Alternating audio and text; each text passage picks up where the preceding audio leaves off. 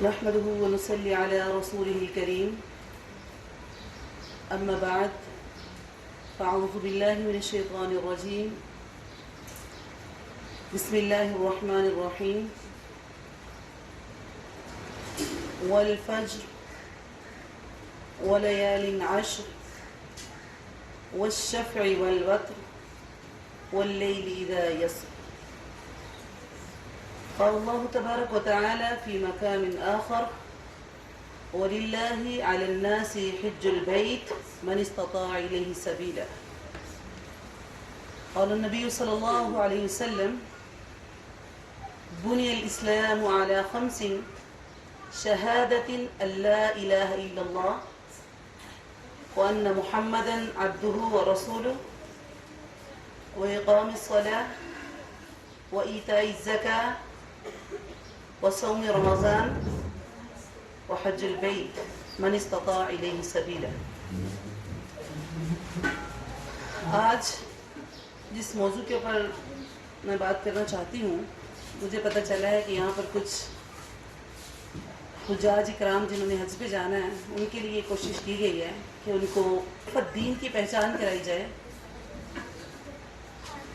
اور ان کو پتہ چلے کہ یہ جو ایک فریضہ ہے حج کا، یہ کتنا بڑا ہے.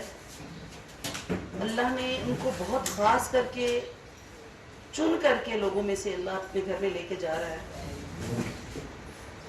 تو اللہ رب العزت سے دعا ہے کہ اللہ حق بیان کرنے اور آپ کو سمجھنے کی توفیق عطا کرے. اب دیکھیں، حج جو ہے، آپ سب کو، جیسے کہ میں نے قرآن کی آیت مبارکہ بھی تلاوت کی، اللہ رب العزت فرماتے ہیں کہ اللہ کے فرائض میں سے جو اللہ چاہتا ہے کہ بندے میرے لیے کچھ کریں، اس میں ایک اہم عبادت حج ہے. اور نبی اکرم صلی اللہ علیہ وسلم نے فرمایا: بنی الاسلام، اسلام کی بنیاد 5 ستونوں کے اوپر کھڑی ہوتی ہے، اور اس میں یہ حج ہے جو کہ فرض ہے اس کے لیے جو کوئی طاقت رکھتا ہو. اب ایسا نہیں ہے کہ ہم ہر بندے کو کہہ دیں کہ آپ حج کریں، آپ کے اوپر حج فرض ہے. بعض اوقات ہمیں پتہ نہیں ہوتا کہ اگلے بندے کی مالی طاقت یا بدنی طاقت، کیونکہ 2 قسم کی طاقت ہوتی ہے. من استطاع الیہ سبیلا، اللہ فرماتے ہیں جو اس کی طاقت رکھتا ہو، استطاعت رکھتا ہو. اب استطاعت کیسی ہے؟ 2 قسم کی استطاعت ہے. پہلی استطاعت ہے مالی. مالی استطاعت کیا ہے کہ بعض اوقات ہم بہت ساری دنیاوی چیزیں اگنور کر کے اللہ کے گھر میں جا رہے ہوتے ہیں، اور بعض اوقات ہم بہت ہی عام سی چیزوں کی وجہ سے حد سے رک رہے ہوتے ہیں. جیسے کہ ایک ہمارے ہاں عرف عام میں ایک بات مشہور ہے کہ جس کی بیٹیوں کی شادی نہیں ہوئی وہ حج نہیں کر سکتا. اپنے پاس سے دین بنا لیا ہم نے. اللہ نے قرآن میں ہر حکم واضح کر کے بیان کیا، اور پھر اس کے بعد رسول اللہ صلی اللہ علیہ وسلم نے ہر چیز کھول کھول کے بتا دی. تو نعوذ باللہ جو اپنے پاس سے ایسی چیزوں کو ایجاد کرتے ہیں اور بتاتے ہیں کہ یہ چیز رسول اللہ صلی اللہ علیہ وسلم نے تو نہیں بتائی لیکن ہے دین، ہے تو ثواب ہی، تو نعوذ باللہ وہ بہت بڑی بات کر رہے ہیں. وہ اللہ کے رسول کے اوپر نعوذ باللہ تہمت لگا رہے ہیں کہ اللہ کے رسول نے دین مکمل نہیں پہنچایا. اللہ نے کہا: الیوم اکملت لکم دینکم واتممت علیکم نعمتی. اللہ کہتے ہیں میں نے اپنا دین مکمل کر دیا، اور یہ میرا تمہیں دین اسلام دینا یہ میری بہت بڑی نعمت ہے جس کو میں نے تم پر مکمل کیا. تو اگر ہم دین کے اندر سے کوئی چیز بنائیں اور بتائیں کہ یہ بھی دین ہے، کوئی بات نہیں، ثواب تو ہے، کون سا گناہ کا کام میں کر رہا ہوں، تو اس کا مطلب تو یہی ہے کہ آپ سمجھتے ہیں کہ رسول اللہ صلی اللہ علیہ وسلم نے دین کی کچھ چیزیں تو بتا دی اور کچھ رہ گئی. تو یہ تو بہت بڑی تہمت، بہت بڑا گناہ ہے. اب میں آپ کو بتا رہی ہوں حج کی بیسک چیزوں میں پہلی چیز مالی طور پر کیسے آپ حج کے لیے جا رہے ہیں. پہلی اس کی قسم، آپ کے پاس آج دیکھیں، آج کل دیکھیں 5 لاکھ 10 لاکھ 15 لاکھ مختلف پیکیجز ہیں اور مختلف اس کے ریٹ ہیں. ہر بندہ اپنی استطاعت کے مطابق کوشش کرتا ہے. احادیث میں بھی بہت جگہ ذکر آیا ہے کہ یہ ایک لمبا سفر ہے اور قیمتی سفر ہے. تو یہ مالی لحاظ سے بھی قیمتی ہے اور اللہ کی رضا کے لحاظ سے بھی قیمتی ہے. تو اب اگر آپ حج پہ جا رہے ہیں تو سب سے پہلی بات یہ ہے کہ آپ کے پاس مالی طور پر اتنی وسعت ہو کہ آپ وہ حج کا سفر کر سکیں. یہ پہلی کنڈیشن آپ کے لیے. دوسری اس کی کنڈیشن یہ ہے کہ جو پیچھے گھر والے چھوڑ کے جا رہے ہیں کہ ان کے پاس بھی خرچہ ہے کہ نہیں ہے. ان کے پاس بھی خرچہ ہونا چاہیے پیچھے. آج کل تو حج جو ہے آپ کو پتہ ہے بہت شارٹ ہو گیا ہے. رسول اللہ صلی اللہ علیہ وسلم کے زمانے میں یا جب یہ جہاز وغیرہ نہیں ہوتے تھے یا پھر اس کے بعد بحری جہاز آئے, کافی مشکلات لوگوں نے دیکھی, تو وقت کے ساتھ ساتھ آسانیاں ہو گئیں. لیکن آسانیوں کے ساتھ مشکلیں بھی کچھ آئیں کہ وہ لوگ جو خشکی سے سفر کرتے تھے ان کا خرچہ اتنا نہیں آتا تھا جتنا آپ جہاز پہ جانے پہ آ رہے ہیں. تو کسی نہ کسی صورت میں آپ کا ایکسپینس بڑھ رہا ہے, کہیں آپ کے مالی طور پر, کہیں آپ کے بدنی طور پر ایکسپینس بڑھ رہا ہے. کہ اگر آپ جیسے کہ رسول اللہ صلی اللہ علیہ وسلم کے دور میں حج جو ہے بہت لمبا کئی مہینوں کا سفر تھا. ایک راوی بیان کرتے ہیں کہ میں حج کے دوران ایک بندے کو ملا. میں اس وقت کی آپ کو اگزامپل بتانا چاہتی ہوں. تو اس بندے کو میں ملا تو وہ طواف کر رہا, تو میرا دل کیا کہ میں اس سے ملاقات کروں, بات کروں اور پوچھوں, جیسے ہم لوگوں کو ہوتا ہے نا یہ کہاں سے آیا ہے. تو اس سے پوچھا, اور وہ بزرگ ایک آدمی تھا. میں نے اس سے پوچھا کہ تم کہاں سے آئے ہو. اس نے کہا جس وقت میں حج کے سفر کے لیے نکلا میری داڑھی کالی تھی. تو مجھے بزرگ سمجھ رہے ہو, اتنا لمبا سفر, اتنی مشکلوں سے پہنچا ہوں میں. تو آج وہ تو ٹائم کی ڈیوریشن کم ہو گئی ہے, لیکن پیسہ اتنا زیادہ ہو گیا کہ عام غریب جا نہیں سکتا. تو اسلام نے مالی طور پر بھی اور بدنی طور پر بھی دونوں صورتوں میں کہا ہے کہ آپ کو اس کے اوپر گرفت ہونی چاہیے.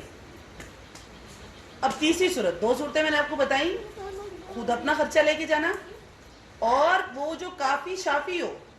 یہ نہیں ہے کہ وہاں جا کے تیسری صورت کرنی پڑے کہ وہاں لوگوں سے مانگتا پھرے کہ میں حج کرنے ہوں میرے پیسے ختم ہو گئے.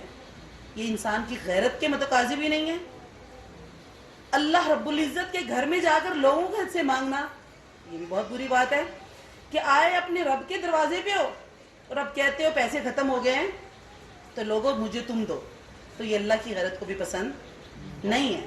تو تیسری صورت میں وہاں جا کر بھی تمہارے پاس خرچہ ہو. یہ تو تین صورتیں ہوں گی آپ کی مالی طور پر. اب دوسری بدنی, کہ آپ میں طاقت بھی ہو. ہمارے ہاں جو میں نے آپ کو پہلی بات بتائی کہ ایک بات کو بڑا پروموٹ کیا جاتا ہے کہ جب تک جس کی بچیاں بیٹھی, ٹھیک ہے مسائل ہیں, اگر اس کی ضروریات ہے وہ اپنی بچیوں کی شادیاں کرے, بچوں کی شادی وہ کرتے کرتے ہم بچوں کی کرتے, پھر ہم نواسوں کی شروع کر دیتے, پوتوں کی شروع کر دیتے, دین کہیں پیچھے ہی چلا جاتا ہے.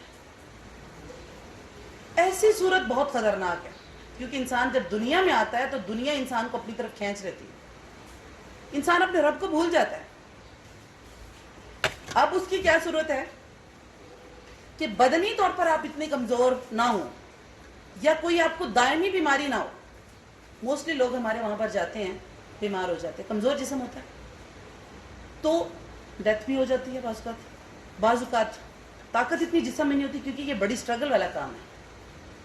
اللہ سے محبت انسان ظاہر کرنا چاہتا ہے نا. اب ہمارے ہاں کیا صورت حال ہے کہ ہم بچوں کی, نواسوں کی, پوتوں کی شادیاں کرتے کرتے اتنے بوڑھے ہو جاتے ہیں کہ حج کی باری آتی ہے جب انسان سے خود بھی چلا نہیں جاتا. ہم اس چیزوں کو اگنور کر دیتے ہیں. اور ہمارے یہاں پاکستان میں, اب دیکھیں پوری دنیا میں, ترکی دیکھ لیں, ملائیشیا دیکھ لیں, یورپ کے کوئی ملک بھی کہیں بھی دیکھ لیں, ہر جگہ وہ لوگ حج عمرہ کے لیے جاتے ہیں جو ینگ ہوتے ہیں. ہمارے یہاں وہ جاتے ہیں جو بوڑھے ہوتے ہیں. اور ہماری گورنمنٹ نے بھی بیچاری نے کیا ہے کہ جس کو 60 سال سے اوپر عمر ہے ان کا نام آ ہی جائے گا. ان کو پتہ ہے کہ اب تو انہوں نے بیچاروں کا حسرت ہی ہے. یہ کوئی شوق نہیں ہے, یہ محبت نہیں ہے, یہ طاقت نہیں ہے. اللہ کے سامنے بار بار جانا کس کا دل نہیں کرتا. اور پھر یہ اگر آپ دیکھیں جیسے آج کل فلائٹ سٹارٹ ہو گئی, لوگ جانا شروع ہو گئے, تو ابھی سے لے کر 13-14 ذوالحج تک مکمل باؤنڈ ہے بندہ وہاں پہ. اب وہاں پر ایسا تو نہیں ہوتا جو لوگ اب چلے گئے وہ جا کے وہاں ہوٹلوں میں سوئے رہیں گے. ڈیفینیٹ وہ وہاں پر عبادات کریں گے, وہ وہاں پر بار بار طواف کریں گے, بار بار اللہ کے گھر میں جائیں گے, اسٹرگل کر رہے ہیں نا. تو جس دن اہم عبادت آ جاتی ہے, ہم اپنا ساری انرجی ویسٹ کر چکے تھے زیارات میں, جو کہ مسنون بھی نہیں ہے چیزیں. ہاں جو مسنون ہے وہ علیحدہ ہے, وہ میں آپ کو بھی بتاؤں گی. اور کئی لوگوں کا آپ کو پتا ہے حج کا ٹور جیسے جا رہا ہے تو ان کی ٹائمنگ ہوتی ہے کہ حج سے 1-2 دن پہلے پہنچتے ہیں. اب ان کو کیا چاہیے کہ ان کے پاس انرجی ہونی چاہیے کہ وہ 5-6 دن جو ہم نے وہاں گزارنے ہیں حج کے لیے, وہاں ہم کچھ کر سکیں. وہ یہ ایسی زیارات میں لگے ہوئے ہیں جو کہ کرنی چاہیے, اگر آپ محبت سے کرنا چاہیں کوئی مذائقہ نہیں ہے. لیکن اگر آپ یہ کہیں کہ اس کا کوئی ثواب ہے تو یہ بدعہ. یاد رکھیں بدعہ شرک کے قرین ہے, شرک کے بالکل قریب ہے. جیسے شرک کرنا گناہ ہے, اس کی کوئی معافی نہیں ہے, اسی طرح بدعت کی معافی نہیں ہے. یہ دین میں ایک نئی چیز ایجاد کر لی ہم. تو ایسی چیزوں میں اپنا وقت وہاں ویسٹ نہ کریں. حجاج کرام بیٹھے ہوئے ہیں تاکہ آپ جس دن محنت کرنے والا دن آنا ہے 8 ذوالحجہ سے لے کر 8, 9, 10 اور اس کے بعد یوم الحج الاکبر اور پھر اس کے بعد آخر میں 11, 12, 13 ایام تشریق ڈال کر. حج بہت آسان ہے, ہم نے بہت لمبے لمبے جا کے وہ حج کیمپوں میں جا کے بڑی مشکلوں سے یاد کرتے ہیں, کچھ بھی نہیں ہے. دین اتنا ہمارا آسان ہے, کبھی آپ دیکھیں تو آپ حیران رہ جائیں. اور اللہ رب العزت بھی اپنے بندوں کے ساتھ مشکل نہیں چاہتا, آسانی چاہتا ہے. اب ہمارے کئی بزرگ ہوتے ہیں, میں نے دیکھا وہاں پہ کہ وہ طواف کر رہے ہیں تو کئی لوگ ان کو پڑھا رہے ہوتے ہیں, پتہ ان کو نہیں یہ بات کیا کر رہے ہیں. کئی کیا کر رہے ہوتے ہیں کتابیں پکڑ پکڑ کے, ان کو پتہ ہی نہیں ہے کہ اپنے رب کے سامنے ہیں. اگر تم صرف اپنے رب کو طرف توجہ کر کے صرف گھومو چکر لگاؤ تو طواف تو پھر بھی ہو رہا ہے. لیکن اگر دعائیں کرو تو افضل ہے کہ اللہ سے جو مانگو گے اللہ دے رہا ہے, اللہ کے قریب ہو. لیکن ہم کیسے ہیں, کتابیں پکڑی ہوئی ہیں, ان پتہ ہی نہیں ہم کیا پڑھ رہے ہیں. تو ہم وہ روحانیت بھی ہماری ختم ہو جاتی ہے جو ہم ایک فیلنگز آتی ہے. اب ہم پہلی دفعہ جب جاتے ہیں خانہ کعبہ کا طواف کرتے ہیں, پہلی دفعہ نظر پڑتی ہے تو ہماری فیلنگ کتنی ڈفرینٹ ہوتی ہے. تو یہ فیلنگز ہماری ساتوں چکروں میں بھی ہونی چاہیے نا. ہمیں توجہ, ہمارا فوکس ہو. جتنا کو اللہ کے رسول نے مسنون جو لازم قرار دیا ہے, جو اللہ کے رسول نے صحابہ کو بھی بتا دیا ہے, وہ کریں تو مشکل نہیں ہے. لیکن ہم کیا کرتے ہیں, مسلسل اپنے آپ کو مشکل میں, مسلسل اپنے آپ کو اسٹرگل میں ڈالا ہوا. تو دین میں ایسی کوئی مشکل نہیں ہے, دین بہت آسان ہے. اللہ اپنے بندوں سے بڑے آسانی سے راضی ہو جاتا ہے. وہ اللہ ہے. اللہ نے اپنی محبت کا ذکر کیا ہے تو اللہ ماں کا حوالہ دیتے کہ میں تم سے 70 ماؤں جتنا پیار کرتا ہوں. کون ہمارا رب ہم سے محبت کتنی کرتا ہے. تو جب وہ ہم سے محبت کرتا ہے تو وہ پہلے ہمیں یہاں سے چلنے سے پہلے دیکھیں. اللہ کہتا ہے اگر آپ کے پاس مال نہیں ہے تو آپ پر حج فرض نہیں ہے, جسم میں طاقت نہیں ہے تو حج فرض نہیں ہے. اللہ آپ کو مشکل میں نہیں ڈال رہا. وجہ کیا ہے, ایک تو ہماری مس مینجمنٹ ہے. ہم وقت کا خیال نہیں کرتے کہ ہمیں یہ کام, اگر ہمارے پاس پیسہ ہو. کئی لوگوں کے پاس میں نے دیکھا ہاتھوں میں سونے کی چوڑیاں بڑی ہوتی ہیں. عورتوں کو شوق بھی ہوتا ہے سونے کا, زیادہ سے زیادہ سونا, زیادہ سے زیادہ چیزیں. تو یہ نہیں کرتی کہ ابھی میں جوان ہوں تو بہتر ہے اسی عمر میں جا کے حج کر لوں. سونا اور بڑھاتی جائیں گی اور لوگوں کو کہیں گی دعا کرو اللہ تعالیٰ اپنے گھر لے جائے. اللہ نے کہیں اوپر سے تو نہیں نا اٹھا کے وہاں پھینکنا. ہم نے جمع کروانی ہے درخواست, ہم نے پیسے دینے ہیں, پھر اللہ رب العزت نے ہمارے لیے سبب بنانا ہے. اچھا ایسا بندہ جو صاحب استطاعت ہو لیکن وہی نہیں چکروں میں پڑا رہا, آج چلا جاؤں گا کل چلا جاؤں گا, حالانکہ اس کے اوپر حج فرض تھا. اب اس نے حج نہیں کیا تو اسلام کہتا ہے کہ اب اس کا طریقہ کار کیا ہے. اب اس کا طریقہ کار یہ ہے کہ اگر وہ فوت ہو جاتا ہے تو اس کی وراثت کو تقسیم کرنے سے پہلے اس کے مال میں سے حج کے پیسے نکالے جائیں اور اس کی جگہ پر حج بدل کیا جائے, کیونکہ وہ حج اس کے اوپر فرض تھا اور وہ حج نہیں کر سکا. جبکہ ہمارے ایسا نہیں ہوتا. جیسے کہ بندہ, اللہ سب کی زندگی کرے, جیسے کسی بندے کی کوئی ایسا مسئلہ ہوتا ہے تو اولاد, رشتہ دار, سب کو فکر پڑ جاتی کہ اس کو کیا مل رہا ہے. کوئی بھی نہیں سوچتا کہ وہ ایک فرض چیز کو چھوڑ کے جا رہا ہے اور ہم اولاد اس کے لیے حج بدل کر سکتے ہیں اور ہم کل کو سب پیسے لے جائیں گے تو ہمارے پاس کچھ نہیں ہوگا کہ ہم اس کو ڈیوائیڈ کر سکیں. تو بہتر ہے پہلے اس کی جائیداد کو اس کی میراث کو تقسیم کرنے سے پہلے کچھ پیسے نکال لیے جائے تاکہ اس کی جگہ پر حج کیا جائے. اب حج اور عمرہ کرنے کے فوائد کیا ہیں؟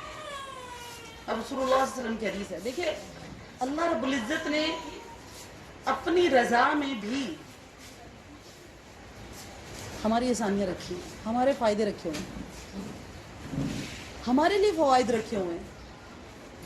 رسول اللہ صلی اللہ علیہ وسلم کی حدیث ہے تابعوا بین الحج والعمرہ, بار بار حج عمرہ کرو, فإنہما ينفیان الفقر, تنگی کو لے جاتے ہیں, مال زیادہ آتا ہے اللہ کی طرف سے, وَيُمْحَانِ الذُّنُوبِ, اور گناہوں کو مٹا دیتے ہیں.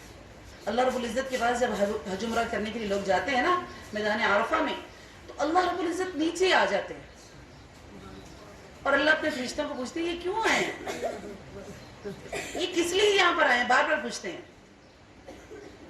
اور رسول اللہ صلی اللہ علیہ وسلم کی حدیث ہے, فرمایا جتنے اللہ بندے یوم عرفہ والے دن بخشتا ہے اتنے کبھی بھی اللہ نہیں بخشتا, سب کو معاف کر دیا جاتا ہے, سب کو اللہ معاف کر دیتا ہے. اب دیکھیے بات ہم کر رہے تھے کہ اس سے گناہ جو ہمارے ہیں ختم ہوتے ہیں اور تنگ دستی بھی ختم ہوتی ہے. اور اس کے اور فوائد میں سے ایک اور فائدہ میں آپ کو بتاتی جاؤں کہ حضرت عمرو بن العاص جو تھے, جب انہوں نے اسلام قبول کیا تو رسول اللہ صلی اللہ علیہ وسلم کے پاس آئے بیعت کرنے کے لیے. جب بیعت کرنے لگے تو اپنا ہاتھ آگے کیا, تو اللہ کے رسول بیعت کرنے لگے تو عمرو بن العاص نے اپنا ہاتھ پیچھے کر لیا. اللہ کے رسول نے کہا بیعت کیوں نہیں کر رہے, ہاتھ پیچھے کیوں کر رہے ہو؟ کہا یا رسول اللہ اس شرط پر میں بیعت کروں گا کہ میں نے زمانہ جاہلیت میں بڑے گناہ کیے ہیں, وہ سارے گناہ جو ہیں وہ ختم ہوں تو میں بیعت کر دوں, اگر میرے گناہ ویسے کے ویسے رہنے تو مجھے اسلام قبول کرنے کا تو کوئی فائدہ نہیں ہے. تو رسول اللہ صلی اللہ علیہ وسلم نے فرمایا انت, اس کو کہا کہ تو جانتا نہیں ہے کہ ان الاسلام یہدم ما کان قبلہ, کہ انسان کا اسلام لے کر آنا اس کے پہلے گناہوں کو منہدم کر دیتا ہے, گرا دیتا ہے, ختم کر دیتا ہے. تین چیزیں اس میں, وَإِنَّ الْهِجْرَةَ تَهْدِمُ مَا كَانَ قَبْلَهُ, اور ہجرت بھی جو ہے اللہ کے لیے اپنا گھر بار چھوڑ کر جانا, جیسے کہ مسلمانوں نے ہجرت مدینہ کی, ہجرت حبشہ کی, کا ہجرت کرنا اللہ کی رضا کے لیے اپنا گھر بار چھوڑ کر جانا, یہ بھی آپ کے پہلے گناہوں کو معاف کر دیتا ہے. تیسری چیز فرمائی کہ ان الحج یہدم ما کان قبلہ, کہ جو حج ہوتی ہے یہ بھی انسان کے پہلے سارے گناہوں کو معاف کر دیتی ہے. تو کتنا ثواب ہے, کتنے فائدے ہیں کہ من حج البیت, جو بندہ بیت اللہ کی حج کرتا ہے, فلم یرفس فلم یفسق, گناہ نہیں کرتا, برائی نہیں کرتا, رجع کیوم ولدت امہ, وہ اللہ کی طرف واپس ایسے آتا ہے گویا کہ آج اس کی ماں نے اس کو پیدا کیا ہے, اس طرف پاک صاف ہو کر آتا ہے. کتنے فائدے ہیں. لیکن ہمارے ہاں حج اس مقصد کے لیے نہیں کی جاتی ہے, لوگوں کو بتایا جاتا ہے اس سال حج پہ جا رہے ہیں, پھر بتایا جاتا ہے کون کون ہمیں چھوڑنے جائے گا حج پہ, کون کون ایئرپورٹ تک جائے گا, بڑا رش ہونا چاہیے, زیادہ لوگ ہونے چاہیے. تو کیا آپ کا کیا خیال ہے, ایسی حج اللہ کو قبول ہے؟ ہم کیسی حج کرتے ہیں, پوری دنیا کو بتاتے ہیں کہ میں حج پہ جا رہا ہوں اس سال, اور اگر جو رشتہ دار ملنے نہیں آتا اس سے ناراض. جب واپس آتے ہیں پھر ہمارا دل ہوتا ہے کہ ایئرپورٹ پہ ڈھیر لگے ہوں, اگر نہیں جو جائے گا اس سے ناراض. آپ یقین کریں ایسی حج کا کوئی فائدہ نہیں. حج ایسی چیز ہے اس کو چھپانا چاہیے. اللہ کے رسول دعا مانگ رہے ہیں, یعنی کہ انسان کے دل میں ریا آ جاتی ہے کہ لا ریا فیہا ولا زمع, ریا بھی نہیں ہو, شہرت بھی نہیں ہو. اب ہم کیا کرتے ہیں, ہم لوگوں سے ناراض ہو جاتے ہیں. آپ نے فرمایا حج کو کسی کو دکھانا نہیں چاہیے, بتانا نہیں چاہیے, ہونا یہ چاہیے. جب میں نے یہ احادیث پڑھی میں نے تب سوچا تھا کہ انشاءاللہ جب جائیں گے عمرے کی دفعہ تو بہت سارے لوگوں کو پتہ چل گیا, تو حج کی دفعہ کسی کو نہیں بتائیں گے. اگر آپ اپنی حج کو 100 سال بعد بھی 20 سال بعد بھی لوگوں کو بتاتے ہیں کہ میں نے حج کیا تھا اور میں نے یہ کیا تھا, اور لوگ کہیں واہ واہ واہ, تو آپ کی حج ضائع ہو. کیا فائدہ. کیا فائدہ اتنے پیسے لگانے کا؟ دنیا کو دکھانے کا کیا فائدہ ہوا؟ اپنی محنت کو ہم ضائع کر لیتے ہیں، کتنی آسانی سے ضائع کر لیتے ہیں. ہمیں پتہ بھی نہیں ہے کہ یہ انسان کی اپنے رب کے سامنے، جیسے کہ میں نے آپ کو بتایا کہ اللہ رب العزت یوم عرفہ کو نیچے آتے ہیں اور اللہ اپنے فرشتوں سے پوچھتے ہیں یہ کیا مانگتے ہیں میرے فرشتوں، حالانکہ اللہ کو پتہ ہے، حالانکہ اللہ کو پتہ ہے. اور رسول اللہ صلی اللہ علیہ وسلم کی حدیث ہے، فرمایا ایسا بندہ جو وہاں پر دعائیں مانگتا ہے، کہتا ہے یا ربی اے میرے رب مجھے فلاں دے دے، مجھے معاف کر دے، مجھے فلاں کر دے، تو فرشتے جواب دیتے ہیں مطعمک حرام، تیرا تو کھانا بھی حرام کا تھا، ملبسک حرام، تیرا تو لباس بھی حرام کا تھا، اب تو اللہ سے کیا مانگتا ہے؟ تو ہم یہ حج پہ جانے سے پہلے کی بھی ایک بڑی ضرورت ہے کہ ہم یہاں سے نکلے تو ہم کلیئر کریں کہ ہم جس مال سے حج کر رہے ہیں کیا وہ مال حلال کا ہے؟ کیا یہ جو ہم کپڑے پہنتے ہیں یہ حلال کے ہیں؟ کیا کسی کا حق تو نہیں مارا ہوا؟ کسی یتیم کا، کسی غریب کا، کسی کے اوپر ظلم تو نہیں کرتے رہے؟ کیا ان پیسوں سے تو نہیں حج کرنا چاہتے؟ ان چیزوں کو غور کر کے جائیں کہ آپ کا حج ضائع نہ ہو جائے. کوئی فائدہ نہیں اتنی محنت کرنے کا اگر آپ کا حج اس طرح کا ہے، اگر آپ کا حج کسی کے ساتھ ظلم کے ساتھ ہے، اگر آپ کا حج کسی کے ساتھ زیادتی کے ساتھ ہے. اب دیکھیں اللہ رب العزت نے حرمت کے کچھ مہینے بنائے ہیں، ذوالقعدہ ہے، ذی الحج ہے. اب اللہ رب العزت نے ان مہینوں کو کتنا خوبصورت ترتیب رکھی ہوئی ہے. رمضان کے ہم روزے رکھتے ہیں، اس کے بعد حج کی تیاریاں شروع کہ نیکی کے بعد نیکی، تزکیہ انسان کا کیا جا رہا ہے. پھر اللہ نے وہ حرمت کے مہینے بنا دیے ہیں کہ ان مہینوں میں کسی کے ساتھ ظلم نہ کرو، زیادتی نہ کرو. عام جو حج نہیں بھی کر رہے، عام لوگوں کے لیے، یہ سب بچیاں بھی سن رہی ہیں کہ عام دنوں میں جو حرمت کے 4 مہینے، اس میں کسی کو گالی دینا، کسی کے ساتھ کچھ زیادتی کرنا، اس کا گناہ کبیرہ گناہ کے برابر ہے. ہر گناہ کے، ہر گناہ کوئی بھی آپ کرتے ہیں، کسی کو گالی دیتے ہیں، کسی کی چغلی کرتے ہیں، کچھ بھی کرتے ہیں، تو اس کا گناہ کیا ہے؟ کبیرہ گناہ کے برابر ہو جاتا ہے. اور کبیرہ گناہ جو ہے نا وہ اللہ رب العزت معاف کرتے ہیں نا. اس کے لیے ہم یہ نہیں کر سکتے کہ ہم کہیں کہ ٹھیک ہے کوئی بات نہیں، چھوٹے چھوٹے گناہ تو آرام سے معاف ہو جاتے ہیں. توبۃ النصوح چاہیے اس کے لیے. چھوٹے گناہ تو ہم عام معاف کر لیتے ہیں، استغفر اللہ کہتے ہیں معاف ہو جاتے ہیں، وضو کرتے ہیں تو ہمارے گناہ معاف ہو جاتے ہیں، کسی کے ساتھ اچھا کام کر دے تو اللہ اس کی وجہ سے ہمیں معاف کر دیتے ہیں. تو چھوٹے گناہوں کو مٹانا آسان ہے. جو کبیرہ گناہ، اور پھر 4 مہینے اللہ نے حرمت کے مہینے رکھے ہوئے ہیں، اس میں ان چیزوں سے بڑی احتیاط برتنی چاہیے. اور اس کے بعد دیکھیں جب آپ اللہ کے پاس جاتے ہیں، اللہ کے گھر میں جاتے ہیں، تو الحجاج وفد اللہ، جو حاجی ہوتے ہیں یہ اللہ کے مہمان ہوتے ہیں. کس کے مہمان ہیں؟ اللہ کے مہمان ہیں. تو اللہ کا مہمان جو ہوتا ہے، اللہ سب بادشاہوں سے بڑا بادشاہ. اللہ کے رسول نے لفظ بولا وفد اللہ، اللہ کا وفد. وفد اس لشکر، اس گروہ کو کہتے ہیں جو کسی بادشاہوں کے پاس جاتا ہے. تو آپ بادشاہوں کے بادشاہ کے پاس جا رہے ہیں تو بڑے ہی محترم ہیں، بڑے عزت والے ہیں، بڑی رسپیکٹ ہے آپ کی، اللہ کے نزدیک بھی اور دنیا والوں کی نظر میں بھی. تو آپ کی عزت ہے، آپ اللہ کے مہمان ہیں. تو اب آپ شاہی لوگ ہیں، بادشاہ کے مہمان ہیں، تو آپ کو یہ تو نہیں ہوگا کہ ملنے آپ بادشاہ کو جو تو آپ کے محلے والوں کی ادھر ادھر بھی. تو وقت ضائع نہ کریں، اپنی توجہ اپنے بادشاہ کی طرف رکھیں جس سے ملنے گئے ہیں. کیونکہ جب کسی بادشاہ سے ملا جاتا ہے تو اس کے کچھ اصول ہوتے ہیں، احترام ہوتا ہے، اس سے تجاوز نہیں کرتے. ایسے ہی ہمارے ہاں لوگوں نے پتہ بھی نہیں ہو، شاید پتہ بھی نہیں ہوتا کئی لوگوں کو کہ فلاں جو ہے نا، فلاں ایسے ہی کوئی ایسا نام ڈھونڈے ہیں، فلاں بی بی پاک کا یہ گھر ہے، اور وہاں کی زیارت کرے جا رہے ہیں، پھر وہاں پر نفل پڑھے جا رہے ہیں. یہ کیسی ہم نے عبادت بنا لی ہے؟ یہ ایک بادشاہ کی شان کے خلاف ہے کہ اس کے دربار پر جا کر اس کو چھوڑ کر ادھر ادھر ٹائم ویسٹ کیا جا رہا ہے. یہ نہیں ہونا چاہیے. اب جو حج میں ضروری چیزیں ہیں، سب سے پہلی چیز جو ہے عقیدہ. یاد رکھیے عقیدہ بالکل کلیئر ہونا چاہیے. ہم تو عام انسان ہیں، اللہ رب العزت رسول اللہ صلی اللہ علیہ وسلم کو وحی کر رہے ہیں اور قرآن میں فرما رہے ہیں کہ وَلَقَدْ أُوحِيَ إِلَيْكَ وَإِلَى الَّذِينَ مِن قَبْلِكَ. لئن اشرکت لیحبطن عملک، اللہ نے کہا نبی میں تیری طرف بھی وحی کر رہا ہوں اور تیرے سے پہلے نبیوں کو بھی میں نے یہ بات بتائی تھی کہ اگر تم نے شرک کیا تو میں تمہارے سارے اعمال ضائع کر دوں گا، چاہے وہ نبی ہی کیوں نہ ہو۔ حالانکہ نبی شرک تو نہیں کر سکتے، نبی کبھی مشرک نہیں ہو سکتا، لیکن یہ تنبیہ کیوں ہے؟ اسی وجہ سے کہ اللہ رب العزت سب سے اوپر ہے، وہ کسی کو بھی کچھ کہتے ہیں تو دوسروں کو سمجھانے کے لیے کہا جاتا ہے کہ اگر اللہ نبی کو تنبیہ کر رہے ہیں تو ہم کیا چیز ہے، کچھ بھی ہو سکتا ہے۔ تو پہلی چیز ہے کہ آپ کا عقیدہ کلیئر ہونا چاہیے جو حج پہ جا رہے ہیں، ورنہ حج کا فائدہ نہیں ہے۔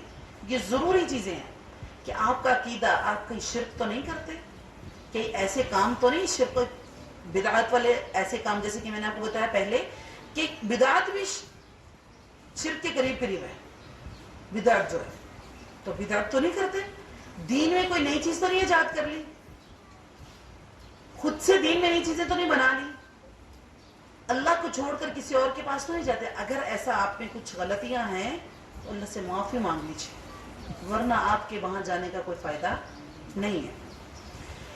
دوسری چیز ہے اخلاص، مخلص ہونا چاہیے، اللہ کے پاس جانا ہے خالص ہو کے جانا ہے، ایسا نہیں ہے کہ جہاں اللہ کے پاس رہے ہیں تو جیسے کہ ایک بڑی مشہور بات ہے، لا علمی ہے، جہل ہے اور دین کی معرفت نہ ہونے کی وجہ کہ ایک بندہ جس کے بارے میں مشہور کی بات ہے، وہ حج عمرہ کرنے کے لیے یا حج کرنے کے لیے وہاں جا کے اس کی طبیعت خراب ہو گئی، اب وہاں جا کے وہ اپنے گھر والوں کو فون کر رہا ہے بادشاہ کے دروازے کے اوپر کھڑے ہو کے کہ جا کے داتا دربار میں جا کے 10 دیگیں چڑھا کے میری طبیعت بڑی خراب ہے، لیحبطن عملک، اللہ کہتے تمہارے سارے اعمال ضائع ہو جائیں گے۔ تو یہ ہماری جہالت ہے کہ اللہ کے رسول خود فرما رہے ہیں کہ وفد اللہ کے مہمان ہیں، اللہ کا وفد ہے، بادشاہ کے مہمان ہے، بلکہ بادشاہوں کے بادشاہ کے مہمان ہے۔ تو ایسی چیزیں تو نہیں ہونی چاہیے، ایمان اتنا مضبوط ہونا چاہیے کہ جس رب سے جا رہے ہیں اس سے لے کر آنا ہے، ایسا تو نہیں ہے کہ دکھلاوے کے لیے ہم کچھ کر رہے ہیں۔ اب سب سے بڑی چیز جو ہے اخلاص، جو میں بتا رہی دوسری چیز، اب اخلاص میں ہماری کیا کمی آ جاتی ہے؟ ہم لوگوں کو دکھانے کے لیے، ریا کے لیے، لوگوں سے ویل ڈن، ویری گڈ، یہ چیزیں سننے کے لیے کہ واہ تم نے ماشاءاللہ 2 حج کیے، نہیں میں نے تو 4 کیے ہیں، اچھا 4 کیے ہیں، پھر وہ دوسروں کو بتائے گا، پھر ہمیں ایک بڑا شوق ہے حاجی لگا دیا جائے ہمارے نام کے ساتھ۔ یہ جو ہے اخلاص کے منافی ہے، یہ ریا ہے، لوگوں کو دکھانا، حاجی صاحب حاجی صاحب حاجی صاحب، عورتوں کو حاجن حاجن لوگ کہتے ہیں، یہ نہیں ہونا چاہیے۔ اپنی حج کو ضائع نہیں کریں، اللہ نے آپ کو اپنا مہمان بنایا، اللہ نے آپ کو اتنا قیمتی کر کے چن کر کے اتنی مشکلوں سے اتنے پیسے لگا کر اپنی مالی جانی بدنی طاقت لگا کر آپ جا رہے ہیں اور وہاں جا کر آپ سارا کچھ ضائع کرنا چاہتے ہیں، اور پھر یہاں دنیا کو بھی پہلے واویلا مچایا ہوا ہے، پھر واپس آ کے پوری دنیا کو بتا رہے ہیں، اور پھر اگر ہمیں کوئی ملنے نہیں آتا، مبارکباد دینے نہیں آتا تو اس سے بھی ہم ناراض ہیں۔ تو ہم نے حج کس کے لیے کیا؟ لوگوں کو خوش کرنے کے لیے، اپنے رب کو خوش کرنے کے لیے۔ تو اخلاص بہت ضروری چیز ہے۔ دوسری چیز جو میں بتا رہی ہوں کہ خالص ہونا بہت ضروری ہے، ریا نہیں ہونی چاہیے۔ اگر آپ کے دل میں ذرا سا بھی کسی کے دل میں ہے کہ میں رشتہ داروں کو بتاؤں گا، یہ رشتہ دار مجھے کہیں گے کہ واہ ماشاءاللہ اس نے حج کر لیا، واہ، تو آپ کو فکر کی ضرورت ہے کہ آپ کا حج ضائع ہو رہا ہے۔ تو میرا نہیں خیال جو ایک مسلمان ہے وہ اپنے حج کو ضائع کرنا چاہے گا اس وجہ سے، ٹھیک ہے؟ تو اس کا ویلا نہیں کرے۔ جیسے کہ میں نے اللہ کے رسول صلی اللہ علیہ وسلم کی حدیث بتائی کہ اللہ کے رسول خود دعا کرتے تھے کہ اللہم حج لا ریاء فیہا، اللہ ایسی حج چاہیے جس میں ریا نہ ہو، ولا زمعہ، اور نہ لوگوں کو شہرت ہو، لوگوں کو بھی نہ پتہ چلے۔ اور جو لوگ جو ایسے ہیں جو اللہ رب العزت کے سامنے کل کو جائیں گے، اللہ کے پاس تو ہم نے پیش ہونا نا، یہ اس دن کی کامیابی کے لیے اسٹرگل ہو رہی ہے کہ دنیا کی کامیابی کے لیے؟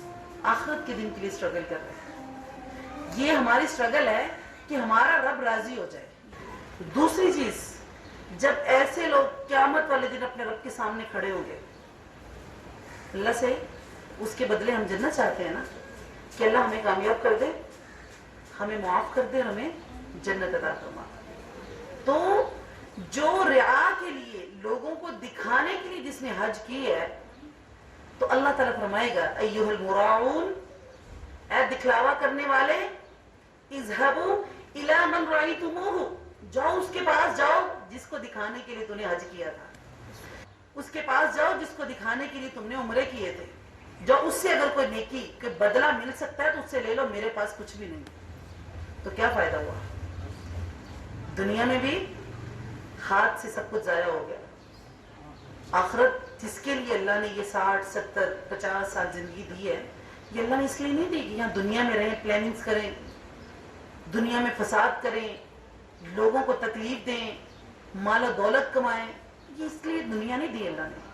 اللہ نے یہ دنیا آخرت کے دن کی کامیابی کے لیے دی ہے کہ جس دن آپ اپنے رب کے پاس جائیں اس دن کامیاب ہو جائیں، اور وہ آپ کو پتا ہے نا ہمیشہ کی زندگی ہے، پتا ہمیں سب کچھ ہی ہے، وہ ہمیشہ کی زندگی ہے، اس نے کبھی ختم نہیں ہونا۔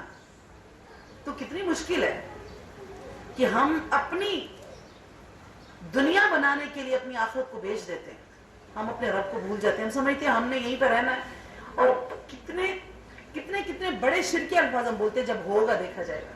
اتنی جرت، اتنی ہمت اپنے رب کے لیے تمہارے میں اتنی ہمت کہاں سے آ گئی کہ تم کہتے ہو جب ہوگا دیکھا جائے گا؟ وہ اللہ ہے، مالک الملک ہے، اس کے ایک اشارے سے، ایک کن کہنے سے یہ زمین اللہ اٹھ کے نیچے لے جائے گا، اور ہم یہاں پر ایسے ہو جائیں گے کأن لم یغنوا فیہا، یہاں جیسے کوئی رہتا ہی نہیں تھا۔ تم سمجھتے ہو یہاں تمہارے نسلیں بڑھیں گی، تمہاری اولادیں ہوں گی، تم دنیا کو بتاؤ گے میں بڑے اولاد والا ہوں، بڑے وارثوں والا ہوں؟ نہیں، اللہ تو ہمیں ایسے کر سکتا ہے، کر سکتا ہے کہ نہیں کر سکتا؟ تو ہم اپنے رب کی رحمت ہے، یہ رحمت ہے، اللہ نے یہ جو زندگی دی ہے، یہ ہاتھ مکمل دیا ہے، یہ جسم مکمل دیا ہے، یہ اللہ کی رحمتیں ہی ہمارے اوپر ہے، نعمتیں ہیں اللہ کی۔ اللہ چاہتا تو ہمارے جسم کٹے ہوئے ہوتے، ہم کچھ کر سکتے تھے؟ معذور رہ کر زندگی گزارتے نا، اللہ کا کچھ بگاڑ سکتے تھے؟ نہیں کر سکتے تھے۔ تو کیوں نہیں جو اللہ نے اتنی رحمتیں کر دی ہیں اس سے فائدہ اٹھایا جائے، اپنی آخرت کو آسان کیا جائے، اس دن کی کامیابی حاصل کی جائے جو ہمیشہ ہمیشہ کے لیے رہنے والی ہے، بجائے اس کے کہ ہم اس دنیا کے معاملات میں گم ہو جائے۔ اب آگے چیزیں آ جاتی ہیں اس کے احکام جو ہیں کہ ہمیں یہاں سے جانے سے پہلے مال کا پاک ہونا، عقیدہ ٹھیک ہونا، اخلاص ہونا، ان چیزوں کے ساتھ ساتھ چوتھی چیز یہ بھی چاہیے کہ ہمیں مسائل معلوم ہو کہ ہم نے وہاں پہ جا کے کرنا کیا ہے، ہمیں پتا ہو۔ اللہ کے رسول کی حدیث ہے، فرمایا الحج المبرور، حج مبرور کہتے ہیں حج مقبول کو، فرمایا لیس لہ جزاء الا الجنہ، حج مبرور جو ہے اس کی جزا جو ہے جنت کے علاوہ کچھ بھی نہیں ہے۔ اور مفسرین نے کہا الحج المبرور هو حج المسنون، جو سنت کے مطابق حج ہے وہی حج مبرور ہو رہی ہے۔ اس میں آپ کو ایک اور بات بتاؤں کہ حضرت عائشہ رضی اللہ تعالیٰ نے کی ایک لونڈی تھی، اور اس نے آگے حضرت عائشہ کو بتایا کہ میں نے آج طواف کیا اور میں نے 4 دفعہ حجر اسود کا بوسہ لیا۔ تو حضرت عائشہ نے فرمایا کہ میں دعا کرتی ہوں کہ تمہارا طواف قبول نہ ہو، کیونکہ تم کتنے مردوں سے ٹکرائی ہوگی، کتنوں کے اندر گھسی ہوگی، اور کئی مرد اپنی عورتوں کو مردوں کے اندر لے جا کے گھسا کے بوسہ دلوا رہے ہیں، جب اللہ کے رسول نے طریقے بتائے ہیں۔ اب اس کے بھی 4 طریقے ہیں۔ حجر اسود کا بوسہ لینے کی بات آ گئی تو آپ کو بتا دوں کہ پہلا یہ ہے کہ آپ منہ سے بوسہ لیں، اگر آسانی ہو تو ہر چکر پہ لیں، اگر ایک دفعہ موقع ملتا ہے 1 دفعہ لے لیں، 2 دفعہ لے لیں، 3 دفعہ لے لیں۔ پہلی صورت ہے بوسہ لیں۔ دوسری صورت یہ ہے کہ آپ اپنا ہاتھ اس کے ساتھ مس کریں اور اس اپنے ہاتھ کو چومیں۔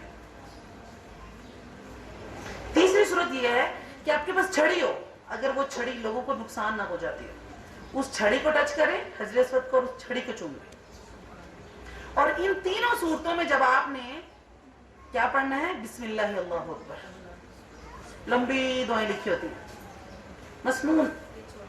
مسنون طریقہ ہے، بسم اللہ اللہ اکبر، لیکن اللہ کے رسول نے جو چوتھا طریقہ میں آپ کو بتا رہی ہوں، اللہ کے رسول نے جیسے کہ حج کیا اس کے اوپر سواری کے اوپر موجود تھے، لوگ زیادہ تھے، اللہ کے رسول کو دکھانا تھا، پوری لوگ دیکھ رہے تھے، اللہ کے رسول کی زیارت بھی کر رہے تھے. تو اب یہ چوتھی صورت میں کیا ہے کہ صرف اشارہ کرنا اور چاروں جائز ہے. اور جب آپ نے اشارہ کرنا ہے تو صرف اللہ اکبر کہنا ہے. جب آپ نے ہاتھ سے چھونا ہے، منہ سے چومنا ہے یا چھڑی سے چومنا ہے تو بسم اللہ اللہ اکبر. جب آپ نے صرف دور سے اشارہ کرنا ہے تو اللہ کے رسول نے اشارہ وکبرا، اشارہ کیا اور تکبیر کہی، اللہ ایام معدودہ، تھوڑی گنتی کے دن ہے، اللہ کو راضی کرنا ہے.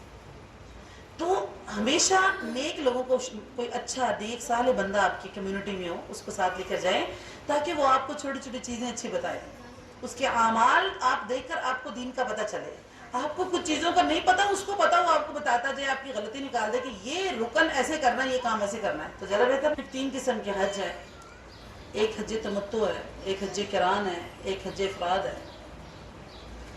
اب حج افراد کے علاوہ دونوں حجوں میں آپ جا کے پہلے عمرہ کرتے ہیں. حج افراد میں آپ کو عمرہ کی ضرورت نہیں ہے، قربانی کی ضرورت نہیں ہوتی. اور حج افراد ہے جو وہاں کے رہنے والے لوگ ہیں، اہل مکہ، ان کے لیے ہے کہ ان کو قربانی کی ضرورت نہیں ہے. دوسری دونوں حجیں جو ہیں، حج قران اور حج تمتع، اللہ کے رسول نے حج قران کی تھی. حج قران اسے کہتے ہیں کہ ایک جہاں سے آپ نکلے ہیں اپنے شہر سے یا اپنے میقات سے، یا جیسے اللہ کے رسول مدینہ سے نکلے، میقات میں آ کر وہاں پر انہوں نے احرام باندھا، نیت کی، اور نیت اسی احرام کو اب پتہ نہیں کتنے دن پہلے وہ نکلے ہوں گے وہاں سے. اور سفر بھی کون سا، اونٹوں کے اوپر، گھوڑوں کے اوپر ہو رہا ہے، کتنا مشکل سفر ہے، اور احرام کی حالت اور احرام کی چیزیں آپ کے اوپر لازم ہے.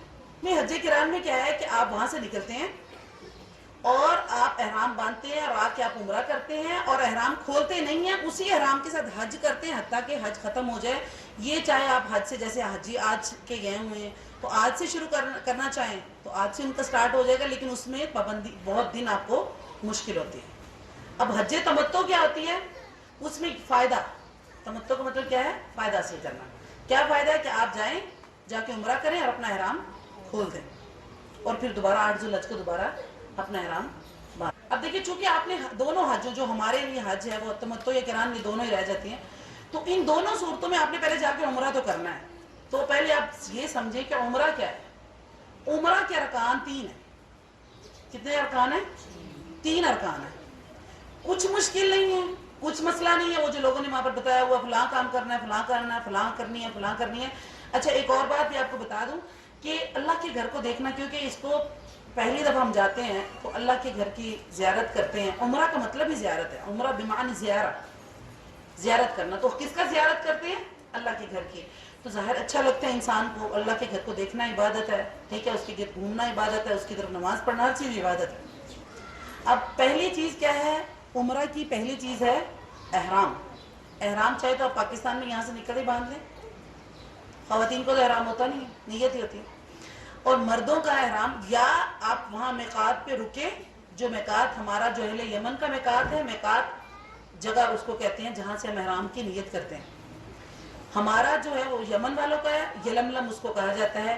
تو چونکہ ہم جہاز پر ہوتے ہیں تو ہمیں میقات کے لیے وہاں رک نہیں سکتے. جو نیچے سے یمن سے سفر کر لیتے وہ لوگ وہاں پر رکتے ہیں اور اپنا احرام باندھتے ہیں، اور عورتیں جو ہیں وہ نیت کرتی ہیں. مطلب احرام اصل میں علماء اس کے بارے میں بڑی اچھی بات کرتے ہیں کہ وہ جو 2 چادریں مرد بھی پہنتے ہیں وہ احرام کا لباس ہے، وہ احرام نہیں ہے. ہم کہتے ہیں اس کو احرام ہے نا، تو وہ 2 چادریں کیا ہے، احرام کا لباس ہے. اصل کیا ہے، نیت ہے، جو آپ نیت کرتے ہیں وہاں جا کے. تو آپ کیا کریں گے، جو لوگ تو نیچے سے سفر کر رہے ہیں وہ ہم میقات پہ رکیں گے، اور جو نہیں، جو جہاز سے کراس کر رہے ہیں تو اس کی سیدھ میں جب ہم وہاں سے کراس کرنے لگتے ہیں تو جہاز میں اناؤنس کر دیا جاتا ہے کہ میقات سٹارٹ ہو گیا ہے. تو میقات سے پھر آپ نے احرام، جنہوں نے احرام باندھنا باندھ لیں، جنہوں نے نیت کرنی وہ نیت کر لیں خواتین، اور وہاں سے تکبیرات سٹارٹ کر دیتے ہیں. اب کئی ہمارے حجاج اکرام جو ہیں یہاں پاکستان ایئرپورٹ پہ تکبیریں شروع کر دیتے ہیں. تو تکبیریں کہاں سے سٹارٹ کرنی، آپ دیکھیں گے عرب بیٹھے ہوتے ہیں موسٹلی جہازوں میں. تو اگر آپ کی کنیکٹنگ فلائٹ ہو نا، دبئی وغیرہ سے ہو یا کسی اور قطر ہو، تو عرب لوگ آئے ہوتے ہیں، ان کو پتا، وہ جیسے ہی میقات سٹارٹ کرتے ہیں تو جہاز میں اونچی اونچی تکبیرات کی آواز اونچی شروع ہو جاتی ہے. کیونکہ اگر آپ حج تمتع کر رہے ہیں تو بھی آپ نے جا کے عمرہ کرنا ہے، ٹھیک ہے نا. اگر آپ حج قران کر رہے ہیں تو بھی جا کے آپ نے عمرہ کرنا ہے. تو میقات سے آپ نے تکبیریں پڑھنی شروع کر دی. ہمارے یہاں پاکستان میں جیسے کئی گھر سے باندھ کے آ جاتے ہیں، وہاں سے تکبیریں شروع کر دیتے ہیں، کئی ایئرپورٹ سے شروع کر دیتے ہیں. ایسا کچھ نہیں. ٹھیک ہے، آپ کا میقات وہیں سے سٹارٹ ہونا ہے، وہاں پر آپ کے اوپر وہ قیود جو ہیں اس کی لگ جانی ہے. کیا آپ کا جو میقات ہے وہ طواف کا وہ جہاں سے یلملم سے، وادی یلملم اس کو کہا ہے، وہاں سے آپ کا سٹارٹ ہوتا ہے. پہلی چیز احرام ہوگی، عمرہ ہو یا حج، جو دونوں صورتوں میں آپ کو بتا رہی ہوں. دوسری چیز ہے طواف. اگلا کام کیا ہے؟ طواف. اچھا، یہاں میں آپ کو ایک بات سمجھانا چاہوں گی. جو جاریاں خواتین ہوتی ہیں کمزور ہوتی ہے تھوڑی سی مزاجن، اللہ نے ان کو نازک بنایا ہے، مرد تھوڑے اسٹرانگ ہوتے ہیں. تو آپ کئی لوگوں کو شوق ہوتا ہے یہاں سے جاتے جا کے عمرہ کرنا ہے، طواف کرنا. نہیں، کوئی مشکل نہیں ہے. آپ کتنا ہمیں شوق ہوتا ہے کہ ہم اپنے رب کے گھر پہ جائیں اور دوڑ دوڑ کے طواف کریں اور تیز تیز چکر لگائیں، پھر اس کے بعد صفا مروہ بھی کرنا ہے. کافی اسٹرگل والا کام ہے. تو اگر آپ یہاں سے جہاز کے تھکے ہوئے جائیں گے، اگر آپ کی کنیکٹنگ فلائٹ ہے 8-10 گھنٹے، آپ دبئی قطر وغیرہ کہیں رکیں گے، پھر آگے جا کے وہاں سعودیہ جائیں گے، جدہ سے وہاں جائیں گے، اور آپ کو بتاؤں کہ گرمی کتنی سخت ہوتی ہے، اور جاتے ہی آپ طواف کرنے جائیں گے تو وہ جوش و جذبہ نہیں رہ جاتا نا، تھک جاتا ہے. تو اگر آپ کی طبیعت ٹھیک ہے تو کوئی مسئلہ نہیں. اگر آپ کو لگتا ہے کہ آپ کو تھکاوٹ ہو چکی ہے تو آپ اپنے ہوٹل میں آرام کریں اور اس کے بعد جو ہے جائیں اور جا کے طواف کریں. یہ دوسرا رکن ہے. رکن ایسی چیز ہے، یاد رکھیے، رکن کسی چیز کے، ابھی میں آپ کو حج کے بھی ارکان بتاؤں گی. رکن اگر آپ کا ایک بھی رہ جائے تو وہ آپ کی چیز نہیں ہوتی. عمرہ کے میں نے 3 رکن بتائے ہیں، ویسے 4 کہا جاتے ہیں، وہ چوتھا جو ہے واجب ہے. بال کٹوانا جو ہے وہ واجب ہے. واجب وہ ہوتا ہے کہ اگر آپ واجب چھوڑ دیتے ہیں، اگر آپ واجب چھوڑ دیتے ہیں تو اس کا فدیہ دے کے، اس کا دم خون دے کر آپ اس سے چھوٹ سکتے ہیں. لیکن اگر آپ رکن کو چھوڑ دیتے ہیں تو وہ کیا ہے، آپ کا وہ عمرہ ہوتا ہی نہیں، وہ حج ہوتا ہی نہیں. رکن نہیں آپ نے کوئی چھوڑ سکتے. تو پہلا رکن احرام ہے. دوسرا رکن کیا ہے؟ طواف کرنا. اب طواف کا میں نے آپ کو طریقہ پہلے بتا دیا. آپ نے سٹارٹ بھی صفا مروہ سے کرنا، وہاں لائٹ لگی ہوتی گرین سی، ٹھیک ہے، وہاں سے آپ نے سٹارٹ کرنا ہے. اور جو دعائیں اور بہت ساری پڑھی جا سکتی ہے، ربنا آتنا، جو مسنون دعا، ربنا آتنا فی الدنیا حسنۃ وفی الآخرۃ حسنۃ وقنا عذاب النار. اور دوسرا جو ہے بسم اللہ اللہ اکبر، جو میں نے بتایا. اور اگر آپ کا ہاتھ ہے تو صرف اللہ اکبر.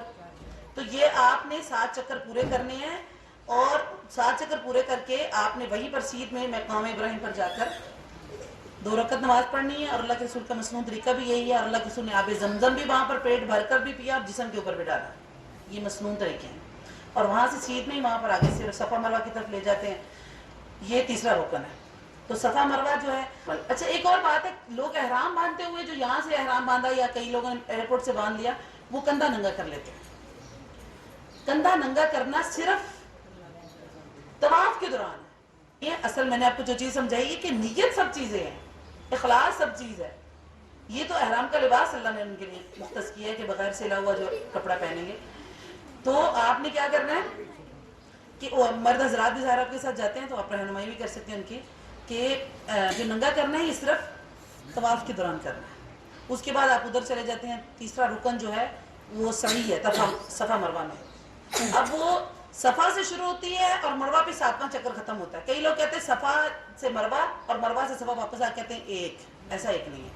صفا سے مروہ 1، مروہ سے صفا 2، ایسے کر کے وہ ختم واپس مروہ پہ ہی ہو جاتا ہے 7واں چکر. ٹھیک ہے. اور اس میں تیز تیز چلنا، تھوڑا سا بھاگنا، عورتوں کے لیے، مردوں کے لیے، سب کے لیے مشروع ہے. کیونکہ سیدہ ہاجرہ رضی اللہ تعالیٰ عنہ وہاں دوڑی تھی. یہ ان کی سنت ہے، ان کا طریقہ کار ہے کہ وہ اب جب حضرت اسماعیل کے لیے پانی لینے کے لیے دوڑی تھی تو کبھی دوڑتی تھی اور کبھی آہستہ آہستہ چلتی تھی.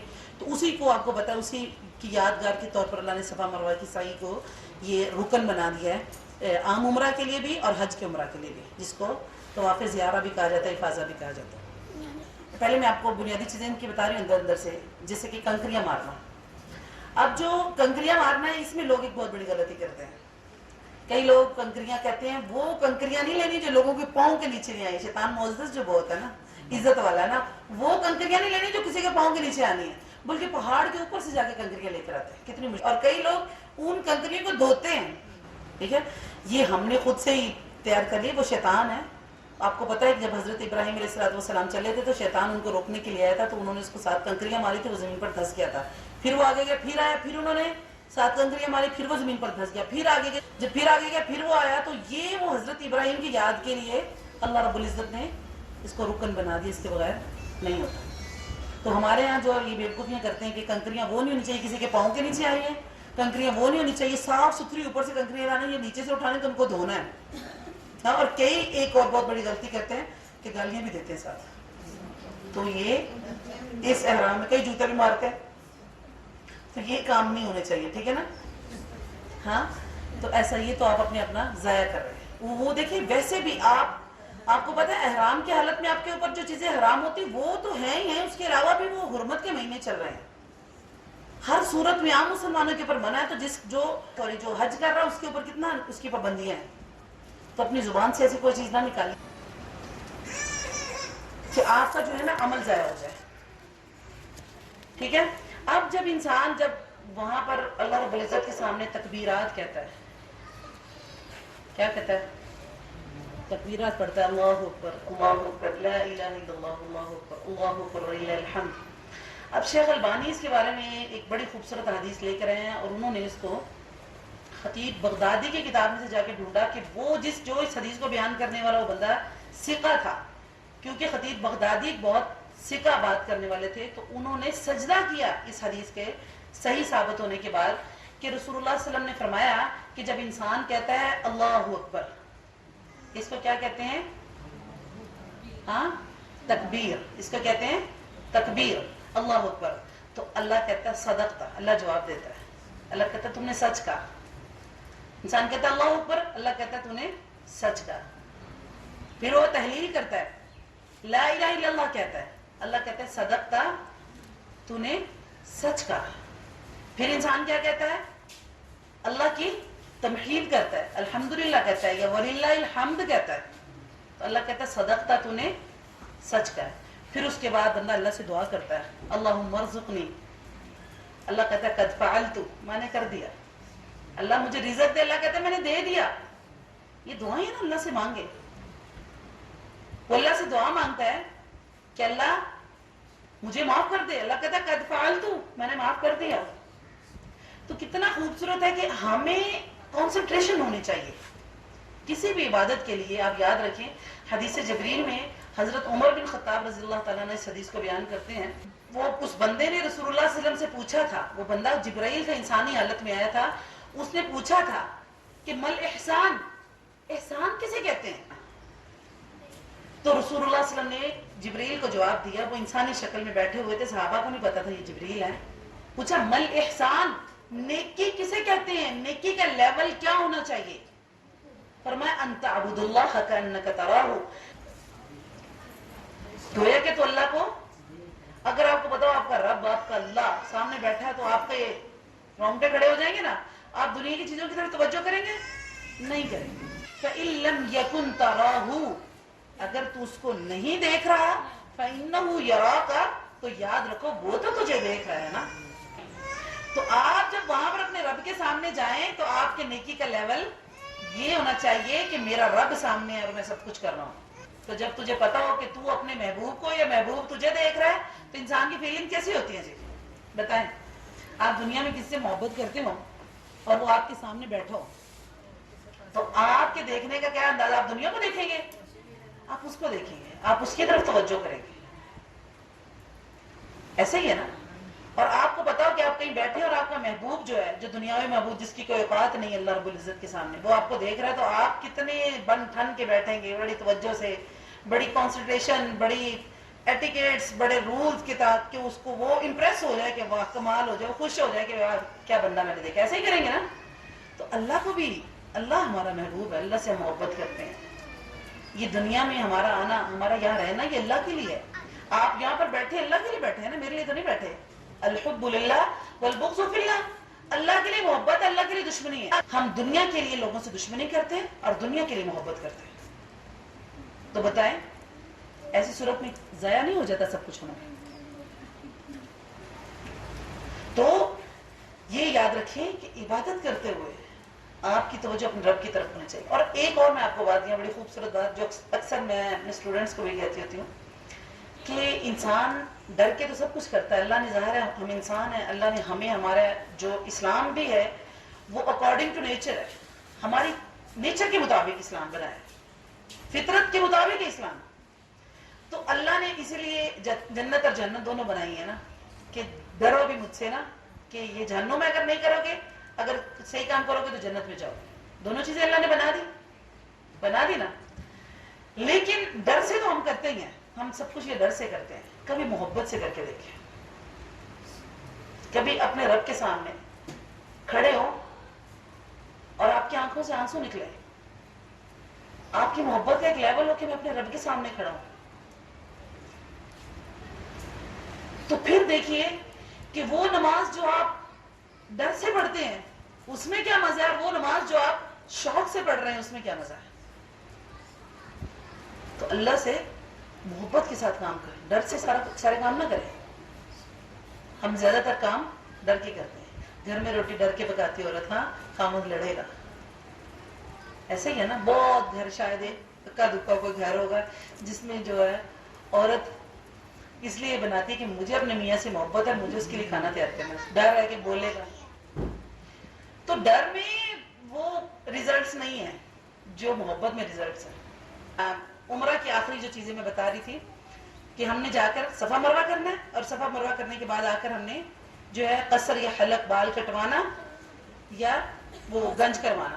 اور عورت جو ہے وہ تو نہیں کرائے گی، وہ اپنے بال جو ہے نیچے سے کاٹے گی. ٹھیک ہے. اب اس میں علماء نے بڑی وضاحت سے کہا کہ یہ عورتیں ایک لٹ پکڑ کے کاٹ لیتی، نہیں، بہترین جو ہے کہ وہ سارے اپنے جو بال ہیں برابر کر کے اس کو کاٹے اتنی لینتھ میں. اس کے علاوہ آگے اب آ جاتے ہیں، عمرہ ہونے کے بعد آپ کے حج کے ارکان سٹارٹ ہو جاتے ہیں. حج جو ہے اس میں وہی چیز جو آپ نے میں نے بتایا تھا، احرام جو سب سے ضروری چیز ہے.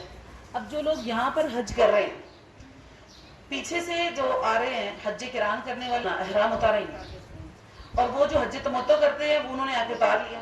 اب وہ دوبارہ اپنا 8 ذوالحج کو اپنا احرام دوبارہ باندھیں گے،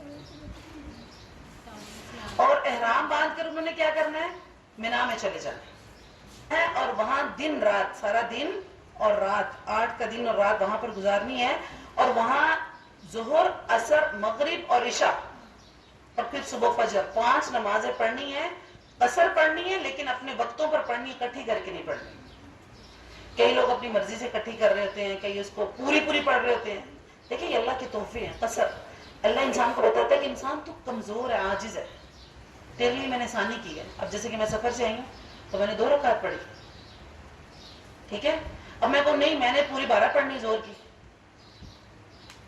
تو یہ تو چیلنج ہے نا. یعنی اپنے رب کا یہ تحفہ ہوتا ہے، آپ کے رب کا تحفہ ہے، آپ کو سفر کے لیے آسانیاں دی ہیں. آپ نے نہیں مجھے ضرورت نہیں ہے. تو جب کسی محبت کرنے والے کو آپ تحفہ دے اور وہ آپ کا تحفہ قبول نہ کرے تو اس کو برا لگتا ہے نا کہ میں نے اس کو بڑی محبت سے اس کے لیے سوٹ لے کر آئی تھی اور اس نے پسند نہیں کیا. تو یہ اللہ کا تحفہ ہے قصر. اچھا، پوری اس کے دوران نمازیں قصر ہی ہے ساری. یہ ذہن میں رکھے ساری نمازیں کتنی ہیں. لوگ عبادت کے چکر میں کہ عبادت کے لیے آئے ہیں، پوری نمازیں پڑھ رہے ہیں، اور جو اصل کام کرنے کا وہ فوت ہو جاتا ہے، وہ رہ جاتا ہے. جو نہیں کرنے والے کام وہ ہم کرتے ہیں. اب دیکھیں اللہ کے رسول صلی اللہ علیہ وسلم نے، اللہ کے رسول صلی اللہ علیہ وسلم نے، یہ میں 5 دنوں کی بات بتا رہی ہوں، 8، 9، 10، 11، 12، 13. اس سے پہلے اللہ کے رسول چونکہ کافی دن پہلے یہاں پر آ چکے تھے تو وہاں کے رہنے والے لوگ آ جاتے تھے اور وہ شوق کے ساتھ اللہ کے رسول کے پیچھے نماز پڑھنا چاہتے تھے. تو رسول اللہ صلی اللہ علیہ وسلم نے فرمایا تھا اتموا صلاتکم، اپنی نماز پوری کرو. یعنی اللہ کے رسول 2 رکعت پڑھنے کے بعد سلام کر لیتے تھے اور وہ اپنی نماز کو پورا کرتے تھے حج سے پہلے کے جو دن ہیں. لیکن یہ جو سفر سے حاجی جائیں گے انہوں نے قصر ہی پڑھنی. لیکن جو وہاں کے رہنے والے ہیں، اہل مکہ ہیں، وہ لوگ کیا کریں گے، وہ اپنی نماز پوری پڑھیں گے. لیکن یہ جو دن ہیں حج کے 5 دن ہیں، ان دنوں میں وہ بھی قصر کریں گے کیونکہ یہی سنت ہے اور یہی رسول اللہ صلی اللہ علیہ وسلم کا طریقہ ہے. تو اس کے بعد کیا ہے، آپ نے یہاں پر 5 نمازیں پڑھنی ہیں. کون کون سی؟ ظہر، عصر، مغرب، عشاء اور پھر فجر. یہ 5 نمازیں پڑھنی ہیں اور اپنے اپنے وقت پر پڑھنی ہیں. یہ اکٹھی نہیں کرنی جیسے کئی لوگ کہیں ہم اکٹھی کر لیں، وہاں نہیں. وہاں اپنے اپنے اوقات میں یہ 5 نمازیں آپ نے علیحدہ علیحدہ پڑھنی ہیں. اور 5 نمازیں پڑھنی کہاں پر؟ مینا میں پڑھنی. پھر اس کے بعد مینا کے بعد آپ کہاں چلے جاتے ہیں؟ آپ عرفات چلے جاتے ہیں جس کو میدان عرفات کہا جاتا ہے. رسول اللہ علیہ وسلم کی حدیث ہے کہ الحج عرفہ، حج ہے ہی عرفہ کا نام. جس بندے نے عرفہ کا قیام نہیں کیا، چاہے آپ کو 1 گھنٹہ ملے تو ہو سکتا ہے بعض اوقات لوگوں کو بس نہیں مل رہی ہوتی، آنے کے لیے مسئلہ ہوتا ہے، لیٹ پہنچتے ہیں، اگر آپ 9ویں کی رات کو لیٹ تک بھی وہاں پر پہنچ جاتے ہیں، درمیانی رات تک، تو آپ نے وہاں پر پہنچنا ضروری ہے، چاہے آپ 1 گھنٹے یا 2 گھنٹے پہنچیں۔ اگر آپ وہاں پر نہیں پہنچتے تو آپ کا حج نہیں ہوتا۔ اب اللہ کے رسول صلی اللہ علیہ وسلم جو ہے وہاں پر کیا کرتے تھے، وہاں پر اگلے دن پہنچے تو ظہر اثر وہاں پر پڑھی۔ کون کون سی نمازیں پڑھی؟ ظہر اثر پڑھی، 1 اذان اور 2 تکبیروں کے ساتھ۔ اور جو مغرب اور عشاء ہے، یہ عرفہ کا دن شام جب ہو جاتی ہے، چاہے آپ رات کے 10 بھی بج جائیں، آپ نے مغرب وہاں نہیں پڑھنی، عشاء وہاں پر نہیں پڑھنی، لیکن آپ نے جا کر یہ مغرب اور عشاء وہاں جا کر پڑھنی ہے آگے۔ اللہ کے رسول صلی اللہ علیہ وسلم کا یہی طریقہ کار تھا۔ اور اللہ کے رسول صلی اللہ علیہ وسلم وہاں پر جب گئے، اللہ کے رسول مزدلفہ میں وہاں پر پہنچے، تو اللہ کے رسول صلی اللہ علیہ وسلم نے وہاں پر جا کے، کئی لوگ کیا کرتے ہیں، یہاں پر ایک بہت بڑی بدعت ایجاد ہو چکی ہے، لوگ وہاں پر عبادتیں شروع کر دیتے ہیں۔ اللہ کے رسول نے ایسا نہیں کیا، اللہ کے رسول جا کے سو گئے، اچھی نیند لی پوری رات، صبح اٹھے، فجر کی نماز پڑھی، اس کے بعد دعائیں، کیونکہ وہ ٹائم ہی دعاؤں کا ہے کہ لوگ کہتے ہیں فلاں بندے کو حج اکبر مل گئی، مبارک ہو آپ کو حج اکبر مل گئی۔ حج اکبر مطلب وہ کہتے ہیں کہ اگر حج جمعے والے دن آ جائے تو وہ کون سی ہو جاتی ہے؟ حج اکبر۔ ایسی بات نہیں ہے، ہر حج حج اکبر ہی ہوتی ہے۔ ہر حج کیا ہوتی ہے؟ حج اصغر کس کو کہتے ہیں؟ آپ عمرہ کرنے جائیں تو آپ کو وہ حجی کہہ رہے ہوتے ہیں، اس کا مطلب ہے وہ بھی حج ہی ہے، لیکن وہ کیا ہے؟ اصغر ہے، چھوٹی حج ہے۔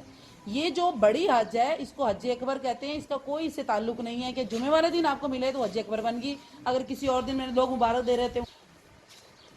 سمجھ لگی میری بات کی؟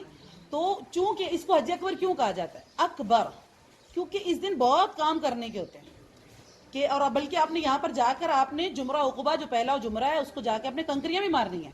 اس دن کرنے کے کام دیکھیں کتنے، 5 کام ہیں یہاں پر کرنے کا۔ ایک تو آپ نے جا کر وہاں پر کنکریاں چننی ہیں۔ اب ایک اور بات بھی، لوگ کئی سمجھتے ہیں کہ جبل رحمت کے اوپر چڑھنا ثواب ہے۔ اگر جبل رحمت پہ چڑھنا ثابت ہے بھی تو آپ ساری دنیا تو نہیں نہ چڑھ سکتی۔ تو اللہ کے رسول نے کیا فرمایا؟ فرمایا عرفۃ وقفت ہے ہنا، میرا عرفہ یہاں پر جہاں میں کھڑا ہوں، اور وعرفۃ کلھا موقف، اور دوسرے سب کا عرفہ وہاں پر ہے جہاں وہ ٹھہرے ہوئے ہیں۔ اب یہ نہیں کہ اب سارے کو جہاں اللہ کے رسول چڑھے وہاں چڑھ جانا ہے، ٹھیک ہے؟ تو آپ نے عرفہ میں جہاں بھی آپ کو جگہ ملتی ہے وہ انہوں نے وہاں پر باقاعدہ طور پر مینشن کیا ہوا، گورنمنٹ نے بتایا ہوا یہ عرفہ کی جگہ ہے، تو وہ کہیں بھی آپ کو جگہ ملتی ہے وہاں ٹھہریں گے۔ کہ صبح کی نماز کے بعد یہاں پر ذکر کرنا چاہیے، بہت زیادہ دعائیں کرنی چاہیے اللہ تعالیٰ سے، اور اس میں افضل ترین ذکر جو رسول اللہ صلی اللہ علیہ وسلم نے خود بھی کیا ہے، اور ان میں سے ایک میں بتا رہی ہوں، اور تو بہت سارے ہیں، ٹھیک ہے؟ تو اب وہاں پر جو افضل ترین ذکر ہے لا الہ الا اللہ وحدہ لا شریک لہ لہ الملک ولہ الحمد وہو علی کل شیء قدیر، یہ ذکر، اور اس کے بارے میں حدیث شریف میں اور بھی ذکر ہے کہ جو بندہ اس کو روزانہ 100 دفعہ پڑھتا ہے، عام دنوں میں بھی، میں تو یہ اس دن کے لیے بتا رہی ہوں، عام دنوں میں بھی 100 دفعہ پڑھتا ہے، تو حدیث شریف میں ہے کہ اولاد اسماعیل میں سے 10 بندوں کے گردنیں آزاد کرانے کا ثواب ہے۔ اب ویسے یہ صبح کے اذکار جو لوگ پڑھتے ہیں ان کے پاس ہوگا کہ صبح شام کے اذکار میں بھی ماشاءاللہ یہ شامل ہے۔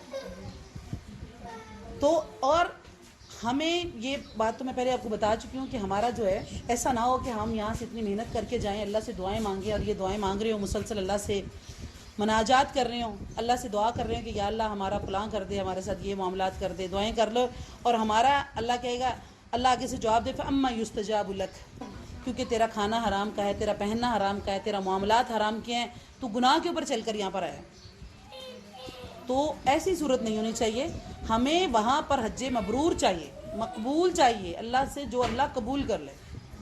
اور حج مبرور میں نے آپ کو بتایا جو حج مسنون ہے، اور دوسری چیز اس میں گناہ نہ شامل ہو۔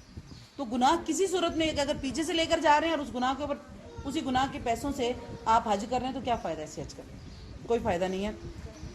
تو اس کے بعد رسول اللہ صلی اللہ علیہ وسلم وہاں سے مزدلفہ چلے جاتے ہیں، جو طریقہ کار مسنون ہے جو میں نے آپ کو بتایا ہے، اور وہاں جا کر آپ نے مغرب اور عشاء مؤخر کر کے وہاں پر اکٹھی، چاہے لیٹ بھی ہو جائے وہ آپ نے وہاں پر پڑھنی ہے، 1 اذان اور 2 تکبیروں کے ساتھ، ٹھیک ہے؟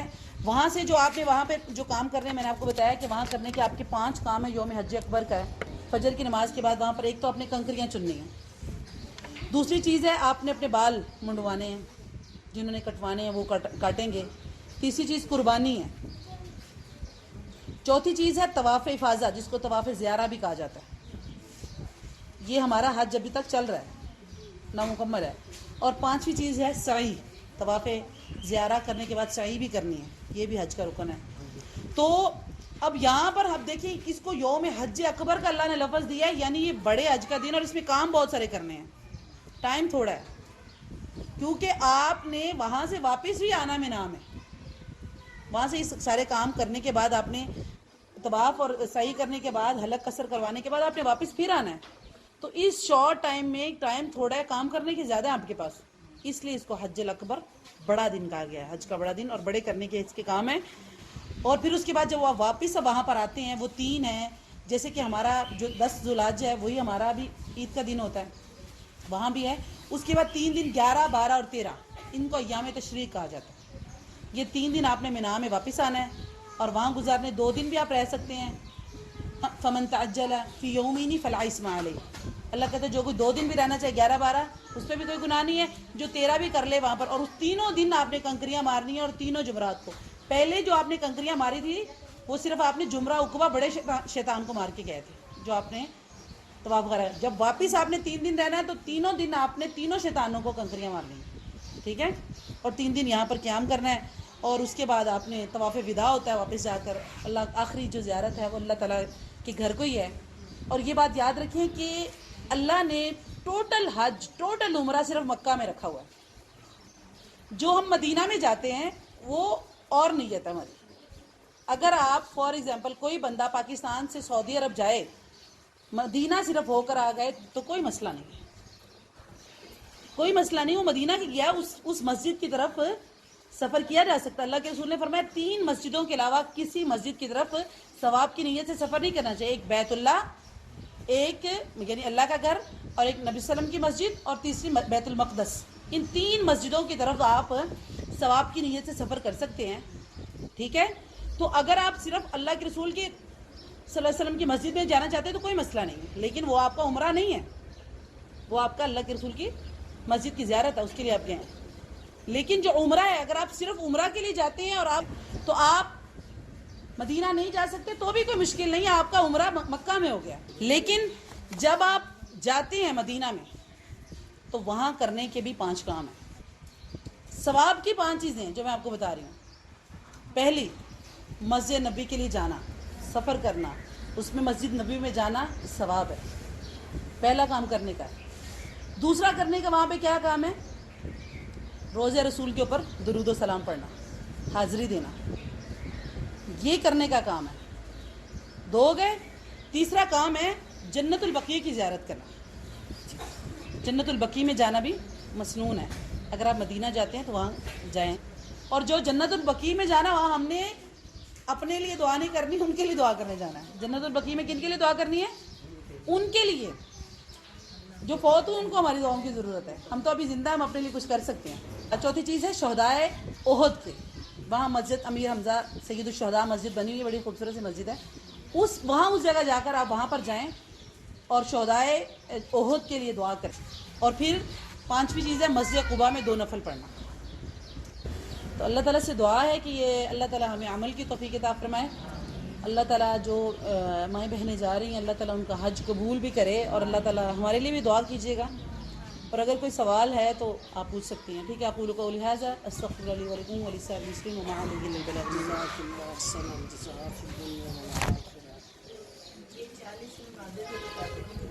کچھ بھی نہیں ہے.